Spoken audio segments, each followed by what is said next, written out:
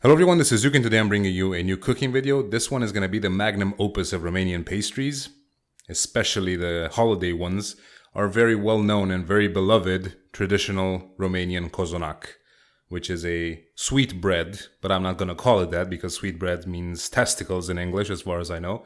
So that's a bit of a problem. So I'm going to call it cake for the sake of ease, but it is not a cake. It's a sweet bread-like loaf filled with various things, and which serves as a snack or as a dessert, I suppose. But let's call it cake, because I'm going to keep saying cake in this video, even though it's wrong. This is a very traditional cake, again. Based on where you are in the country, there's going to be different versions of it. There's no one set of instructions to make the one cake to rule them all. Very much different. Some people like it sweet, some people like it less sweet, some people like it filled with a bunch of stuff, like I do. Other people don't. They prefer the very simple version. But regardless, it's one of those things that's been in our culture, very deeply embedded in our culture for many generations. It's kind of a difficult process. It's not super easy to make, but it is definitely very rewarding. And it's one of those cakes that, because it's so old and old school, it has a lot of myths surrounding it, especially in the rural area, where people are particularly religious. Sometimes they're like gesture crosses over the dough so it rises, God helps the dough rise and all that bullshit. Other times they're going to gesture and make prayers and stuff when they put it in the oven so it fluffs up nicely and bakes properly. So, it's a bunch of nonsense, of course, but people really care about this sort of stuff. Like if your Cozonac fails for holidays, you're kind of fucked because you basically spent an entire day on the damn thing for nothing. So it's bad if it fails. But my version never fails, so I'm going to tell you how I make it. There's quite a few steps to the process, so I'm going to start off in kind of a logical sequence to make things easier for people that maybe don't have a lot of baking experience, in which case I wouldn't recommend that you try it unless you have basically an entire day to dedicate to this, and the resources, because it has a lot of ingredients, some of them a bit more expensive. So without further ado, let's get straight into it. First step, weigh out 120 grams of raisins. I like a lot of raisins in my Cozonac. Some people don't. A lot of Americans I've heard, they don't really like raisins for some reason. I think they're the shit though. I think they're really good. And they complement the taste of the cake. So measure out 120 grams of raisins with 1 teaspoon of essence of rum. Or just a small bottle if you're European and using those small bottles.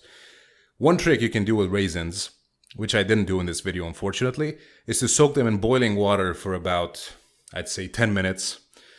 And then squeeze out the extra water, because the raisins being dehydrated, once you incorporate them in the dough, they're going to suck up the moisture that's needed for the flour. So that's a very bad thing. So if you can rehydrate, that's a difficult word to say at this hour, rehydrate the raisins beforehand, the dough will be better. So do that. Put them into a box, put the lid on, give them a shake so the rum covers them properly, and leave them to the side to just sit there until we do the rest of the stuff. Now I recommend for all your ingredients to be at room temperature for this process, mainly because it's good for a dough to be slightly warm when you put it together, so the yeast gets to work straight away. And if the ingredients are cold, then that'll kind of limit the process a little bit and it'll just take longer. Next up, spread about 400 grams or less than a pound of walnuts on a tray. Bake them at 350 for about 5 minutes until they get fragrant and nicely toasted, and just leave them to cool somewhere to the side. Next up, separate 5 eggs. This is a very rich dough, so it's going to have 5 egg yolks in it. Very, very large quantity of egg. I've never actually seen a pastry contain this much egg in any sort of cookbook I have, and I have about 150 of them. So it's very rich. Separate the 5 eggs. You can put the whites back in the fridge, but do not throw them away because we're going to be using them later. So just store them somewhere cool. The eggs will be also room temperature, as I said. I left these about 3 hours or so. They won't get spoiled, so don't worry about that. Now, moving on to the actual manufacturing. Weigh out 25 grams of flour. I do not know what that is in cups. I have absolutely no clue. 1 cup is about 130 grams, so divide that yourself if you have no scale, but I really recommend paying that $10 and just getting a scale if you're even remotely serious about cooking. So measure out 25 grams of flour and over it pour 125 grams, so 5 times the quantity of boiling milk. This is a method that we in Romania call maya. No idea where it came from, the word itself. But if you do a bit of research on the internet, you'll find this method is named Tangzhong in a lot of blogs and food science websites. Basically, it's a method that was supposedly invented somewhere in Japan. But that's bullshit because we've been doing it for I don't know how many hundreds of years in Romania without any knowledge of it being from Japan or any other nonsense like that. So I guess different people invented it in different times in history and they all claim that it was theirs. But what it does is when you pour hot liquid over flour, it gelatinizes the starch in it. And so because that whole thing turns into a paste, it apparently retains moisture much better than just adding slightly warm or cold liquid to flour. And it has to be in the proportion, generally, not a set rule, but the safest way to go is just make 1 part flour, 5 parts liquid. That liquid can be anything from buttermilk to milk, preferably milk in this case, to water, to any other liquid of your choice, I guess. But yeah, let's go with 1 part flour, 5 parts boiling milk. Mix it into a paste and toss it in a big bowl in which we're going to mix everything later on. Next up, measure about 160 grams of milk. I chose to use half milk, half buttermilk. And my buttermilk was a bit vanilla flavored, but that really will not make any difference at all. So just go with plain milk. 160 grams. That's less than a cup, I guess. Well, a cup is like 240 milliliters, so 160 grams is a bit more than half a cup, I suppose. And warm it up over the stove. Don't boil this one though, just slightly warm. Put it back on the scale and on top of it add 115 grams of butter. That's basically 1 stick or half a pack. Don't use any other fat, just use butter for this one. Don't use margarine. Don't go cheap. This is not a dish for which you go cheap. So just go with the good shit. And 125 grams of sugar. This 125 grams of sugar is also going to include 3 packs of vanilla sugar. So add about 100 grams of sugar and 2 or 3 packs of vanilla sugar. That's like 2 or 3 big tablespoons, heaping tablespoons. Or just add 2 teaspoons of vanilla extract if you don't have vanilla sugar. In Europe, we tend to use vanilla sugar quite a bit instead of the essence, because the essence just feels, I guess, inferior to the vanilla sugar. So just go with whatever you have. In total, make sure it's 125 grams. Put a bit of salt on the egg yolks and mix them about. That's supposed to bring out the color in them. Now, I haven't actually found any information on this process, if it makes them more orange or not. But it's something that's said in Romanian cooking, so just do it. Don't question this one. I didn't. I guess it works, but maybe it's confirmation bias. I can't really tell. And grate the zest of 1 orange and 1 lemon. As I said, this is going to be very fragrant, though. It's going to smell like rum and a bunch of crazy stuff. Mix everything together. Put the butter and milk mixture over the flour paste. Put in the zest, put in the eggs, mix everything together. Add about 1 teaspoon of salt, 1 teaspoon of essence of rum or a small bottle, and 1 tablespoon of yeast. Now this is the problem with, or not a problem, but I guess an issue with this particular dough. Because it's very rich, it has a lot of eggs, it has a lot of sugar and butter. The yeast has a bit of a hard time working. So the leaner the dough, the faster it rises. The less of this bullshit is in it, the faster it will rise. So this particular dough is going to rise very slowly. I guess that's one thing that gave birth to all these myths around it, that Cozonac can fail and all that shit, and why people pray to God for it to work and make crosses over it. It's just very basic science. When you have a lot of sugar in a dough, the sugar and the yeast are going to fight each other for the moisture in the dough. So the yeast will have a bit of a harder time. When there's very little sugar and the normal amount of yeast, then the yeast will have no problems. So to counteract this, there's a solution. You can add double the amount of yeast. So you can actually add about 2 tablespoons of yeast to this dough. This is an exception. You shouldn't do this with doughs that have very little sugar in them or are made specifically for bread. So this particular cake of ours can accommodate double the amount of yeast that you would normally add for this quantity of flour.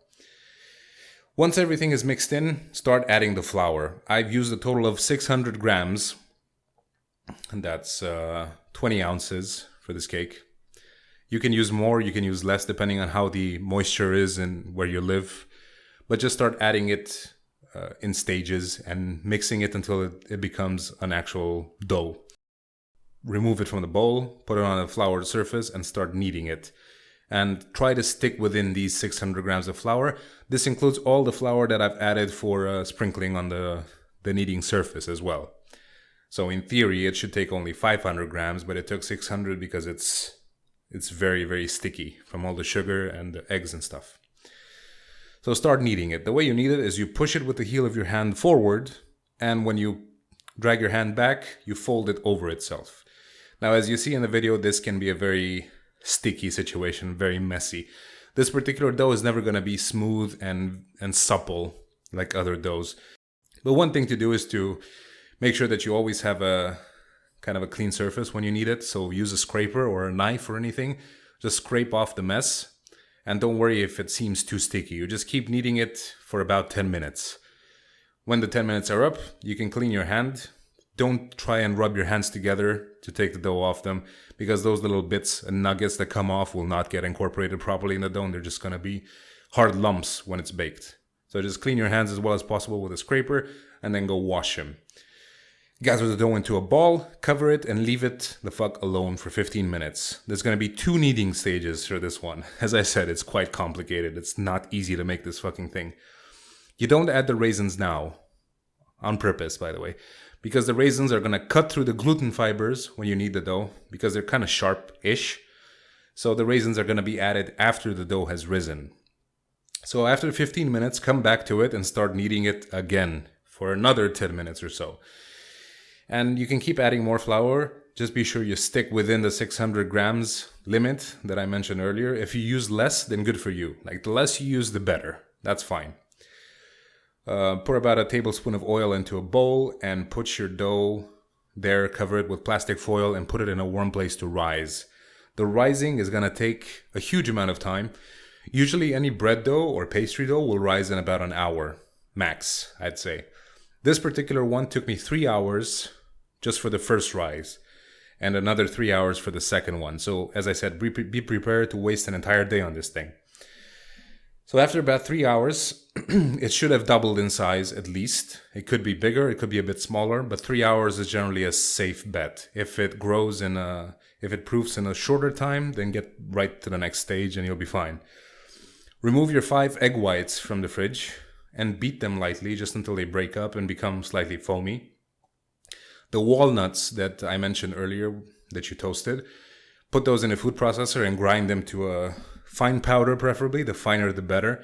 Just make sure you don't grind them into a paste, because that just makes it a bit problematic mixing them. And mix them with the egg whites and about, I'd say, half a cup of sugar, maybe more, and another teaspoon of rum. If you're not afraid of raw eggs, you can just taste it, and if it tastes sweet to you, then it should be fine. Some people will refuse to taste raw egg. I kind of don't care.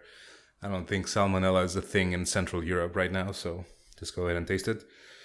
Take out your dough, deflate it, just remove all the air from it, and roll it out into a rectangle. Sprinkle your raisins on top of it and grab a rolling pin and just stick them in the dough there, just uniformly on top.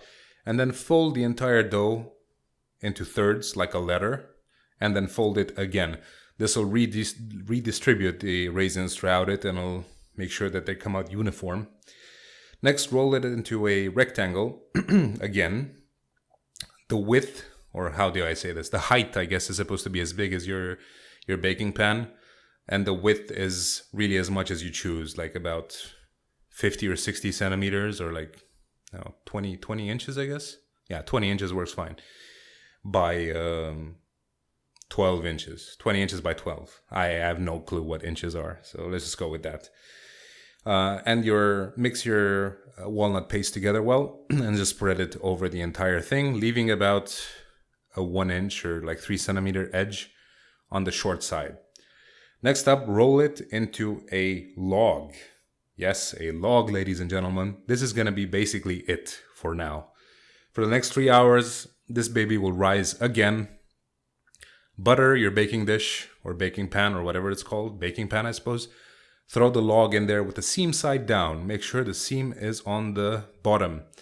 Cover it with plastic foil lightly, put it into a warm place and let it go for another 3 hours. Hopefully, it can be more. Just let it go. It will rise eventually. It will be very slow, slower for some than others, depending on like atmosphere pressure. There's so many factors that goes into it. Just put it in a warm place and forget about it for a few hours. It should double in volume again, and when it does, preheat your oven to 160 degrees Celsius or 320 Fahrenheit. This needs to be baked at a lower temperature because it's very dense. It's very dense, and if you bake it at the normal temperature, which is 350 or 175, there's a chance that the top will burn. So once the oven is preheated, remove the plastic foil, mix an egg with a couple of tablespoons of milk, brush the top, and put it into the oven on the lowest rack, recommended, and let it go for about 50 minutes to an hour. One way to test this, if you don't have an internal thermometer, is to just stick a long bamboo skewer through it after about 50 minutes. And if it comes out clean, then it's done. So that's basically gonna be it. It's a lot of work, a lot of kneading, a lot of expensive ingredients, but if it turns out like it looks in the video, then you basically won. You just won at Romanian Cozonac, which is quite a feat because not many people, even in Romania, are going to tackle it. And if they do, I've had some homemade Cozonac from other people, and let's just say it was vastly inferior to what I'm making right now. It was just bland, tasteless. The filling was short, not nearly enough, and it was just boring. So I don't want to toot my own horn, but this one is a badass motherfucker right here. So if you can make it, give it a shot, try it out. Let me know what you think. It needs to cool down before you cut into it, just like with any bread. So leave it alone for about 2 hours, even overnight. And then you need to keep it in a plastic bag, else it's going to dry out really fast. So just cut it into thick slices, have it with your morning coffee. It's much better than a silly Danish, trust me on that, and hope you guys enjoyed it. Give it a shot. Rate that shit if you liked it. Merry Christmas, and I'll see you guys next time. Bye-bye.